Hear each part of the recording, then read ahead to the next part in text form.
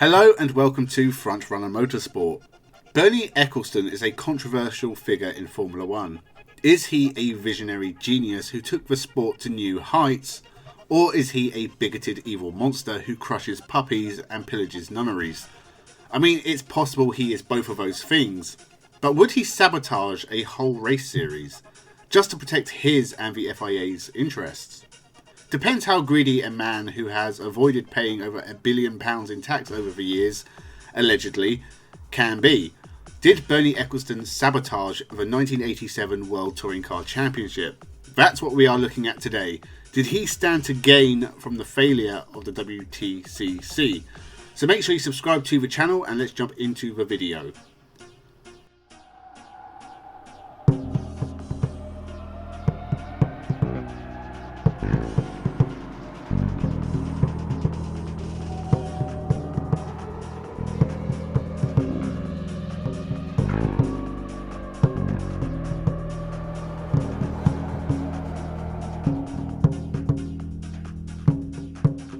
So, a little backstory. Bernie Ecclestone was a self-made man, rising from managing drivers such as Stuart Lewis-Evans and Jochen Rindt, to purchasing the Brabham team and taking them to several titles, and eventually as chief executive of several important organisations within Formula 1. He undoubtedly took Formula 1 from the past and pushed it into the future.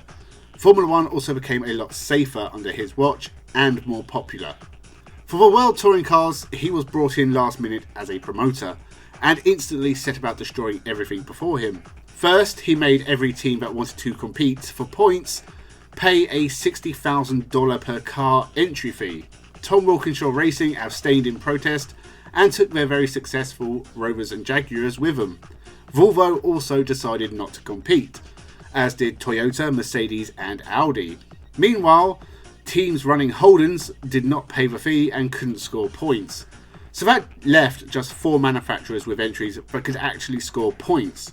Firstly, Maserati entered a couple of biturbos, but these were not developed, were slow and unreliable, and they left the series before the flyaway rounds.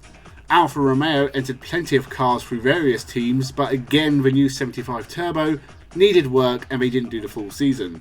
So that left the main 2 contenders. Ford with their Sierra Cosworth and BMW with the new M3.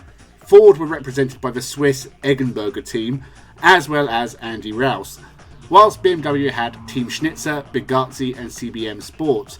So that was 18 cars entered. 6 of them would do the full season.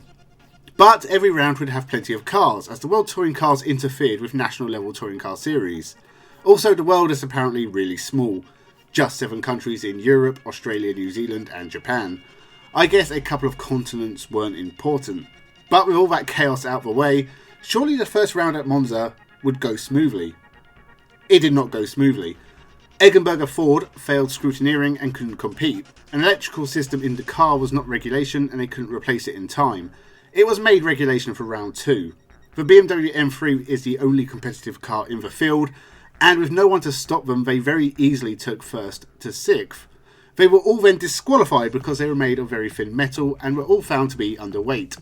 So 7th place pairing Alan Moffat and John Harvey in a Holden Commodore won the race. But Holden didn't pay the entry fee, so the winner of the World Touring Car race was none other than Walter Vulas and Marcello Cipriani in an underdeveloped Alfa Romeo 75 that finished the race in 13th place.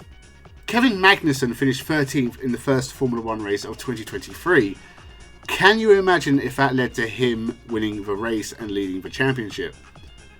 Everything did go to plan at the second race in Jarama in Spain. Eggenberger were able to compete, BMW didn't cheat and Maserati didn't qualify. Ford were quick, but the BMW M3s were kinder to their tyres and finished 1, 2, 3. The next race at Dijon, France was a mess, but for unrelated reasons. Mostly the weather. As the rain came down, the Eggenberger Ford of Klaus Ludwig and Pierre Dieudonné pitted first for wets, whilst others struggled on slicks. The rain got heavier and the race was red flagged, with Ford thinking they had won.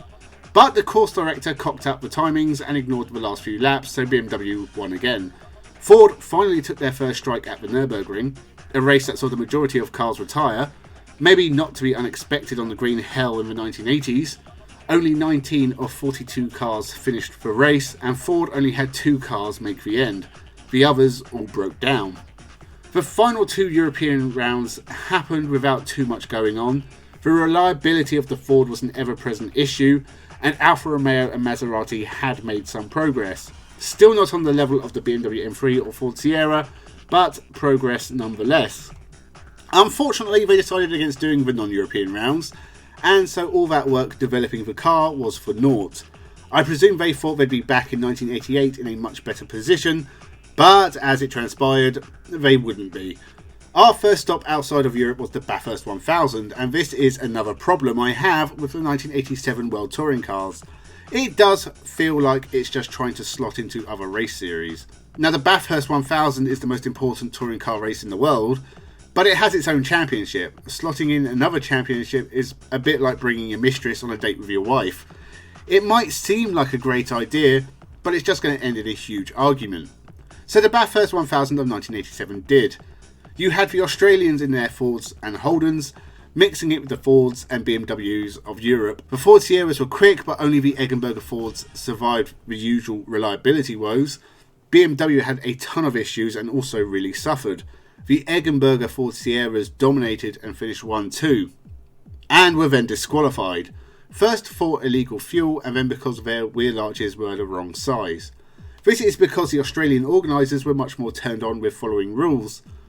This meant that Peter Brock, Dave Parsons and Peter McLeod won the Bathurst ahead of 2 Nissans. The first World Touring Car runner? Well, that would be Gianfranco Brancatelli and Johnny Cecotto's BMW M3 that finished 7th, 7 laps down.